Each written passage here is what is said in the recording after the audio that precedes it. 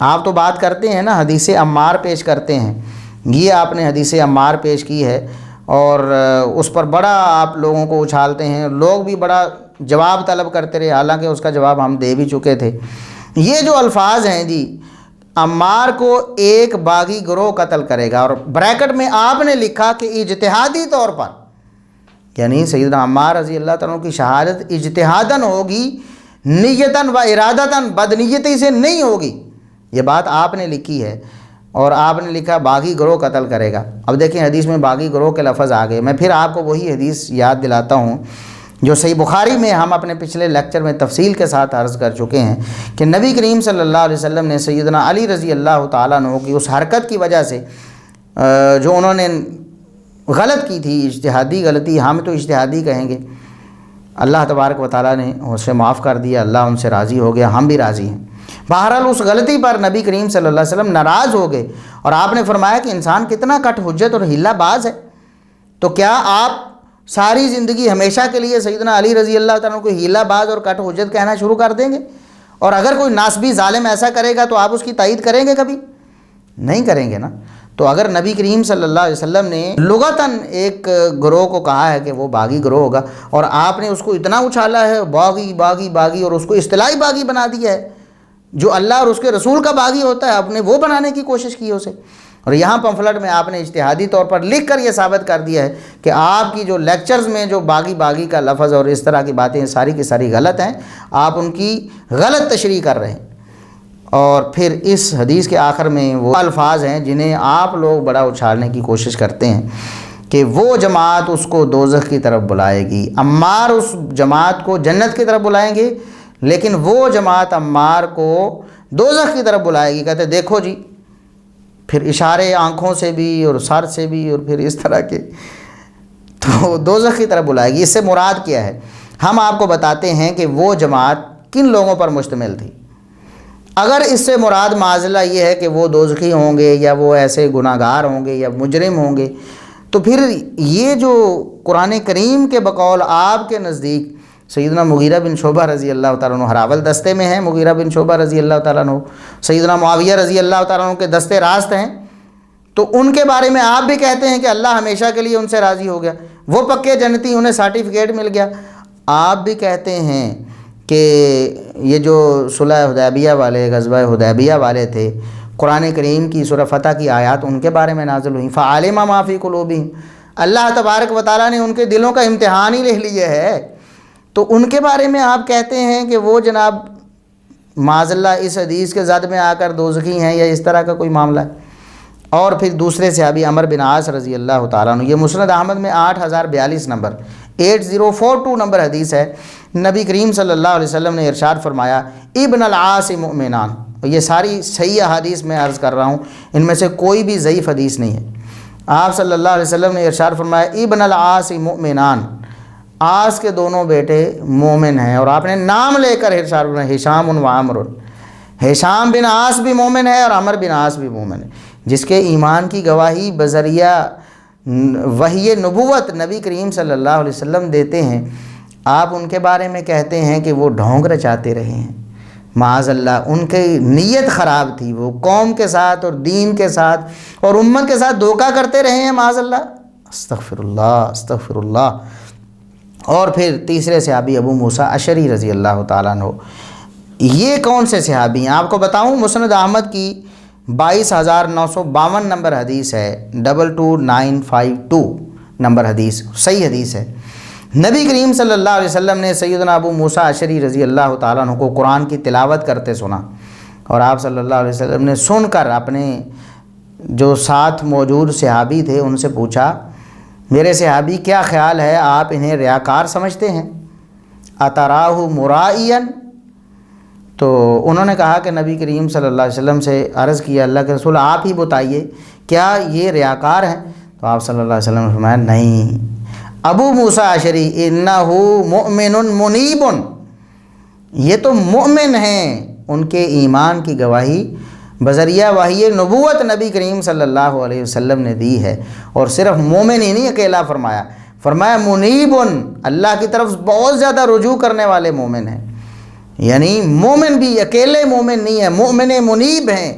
جن کے بارے میں نبی کریم صلی اللہ علیہ وسلم بذریعہ وحی ایسی بشارتیں دے، ان کے بارے میں آپ کہتے ہیں کہ یہ ڈھونگ رچاتے رہے ہیں، یہ امت کے ساتھ دھوکہ فراڈ کرتے رہے، امت نہ کم پاندے رہے۔ انا للہ و انا الیہ راجعون۔ آپ قیامت کے دن اللہ تبارک و تعالیٰ کو، اللہ کے رسول صلی اللہ علیہ وسلم کو، آپ کے صحابہ کو کیا منہ دکھائیں گے؟ ہمیں آپ سے ہمدردی ہے، اللہ کے لیے آپ ہماری باتوں پہ ٹھنڈے دل سے غور کریں، اکیلے بیٹھ کر تعصب کی پٹی کو ہٹا کر ان باتوں پہ غور کریں، کیا یہ جو باتیں آپ نے کی ہیں یہ ان صحابہ کے احترام کے منافی ہیں یا نہیں؟ اور ان صحابہ کے احترام کے منافی بات کرنا آپ کے نزدیک رافضیت ہے، تو آپ اپنے بقول رافضی بن گئے،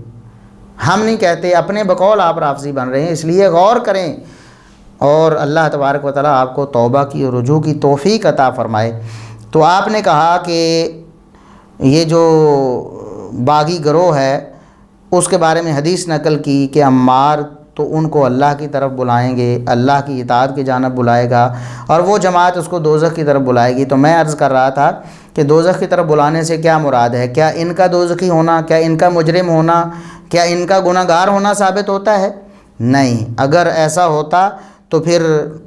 نبی کریم صلی اللہ علیہ وسلم بذریعہ وحی اور قرآن میں اللہ تبارک و تعالیٰ ان کے بارے میں ان کے دلوں کو پرکھنے کی گواہی نہ دیتا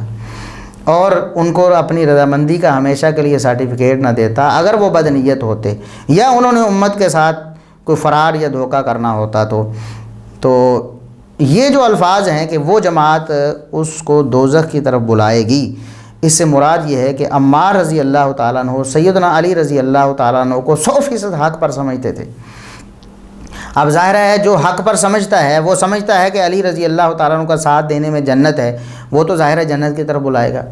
اور دوسرا گروہ جو تھا سیدنا معاویہ رضی اللہ تعالیٰ عنہ، ان کے ساتھی جن کا بیان میں نے ابھی کیا ہے کہ خود رسول اکرم صلی اللہ علیہ وسلم کی زبانی اور مرزا صاحب کے بقول قرآن بھی وہ لوگ اللہ تبارک و تعالیٰ کے محبوب اور پسندیدہ اور رضوان الہی سے مالا مال اور پکے جنتی ہیں، تو وہ کیسے ہو سکتا تھا کہ وہ سمجھتے تھے کہ سیدنا معاویہ رضی اللہ تعالیٰ عنہ 100% حق پہ ہیں، اسی لیے تو ان کی حمایت میں نکل پڑے سیدنا علی رضی اللہ تعالیٰ عنہ کے خلاف کہ سیدنا عثمان رضی اللہ تعالیٰ عنہ کے قصاص کے لیے ہمیں ان کو مجبور کرنا چاہیے، قصاص فوراً لینا چاہیے، اور یہی اللہ اور اس کے رسول صلی اللہ علیہ وسلم کی منشا ہے،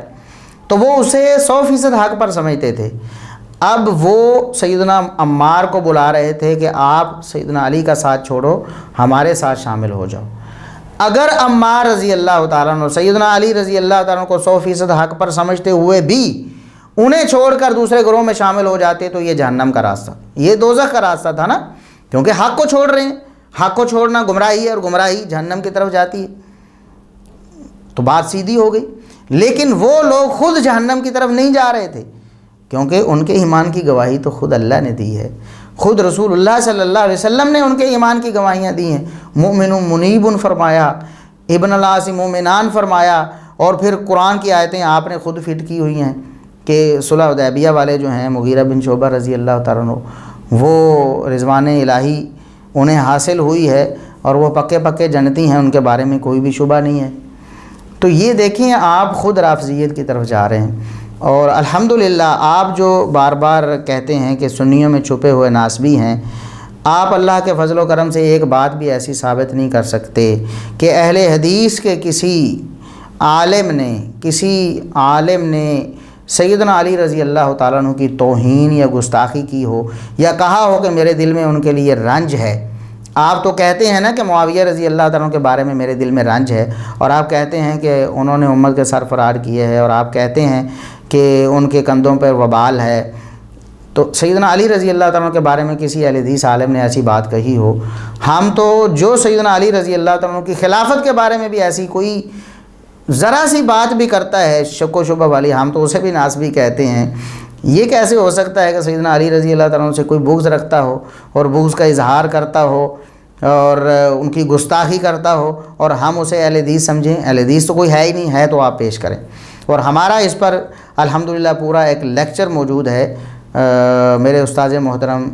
فضیلت الشیخ غلام مصطفیٰ ظہیر امن پوری حفظہ اللہ تعالیٰ کے ساتھ، انہوں نے یہ بات اللہ کے فضل و کرم سے ثابت کی تھی کہ مرزا صاحب جو الزام لگاتے ہیں کہ اہل حدیث ناسبی ہیں، اللہ کے فضل و کرم سے اہل حدیث اس سے بری ہیں۔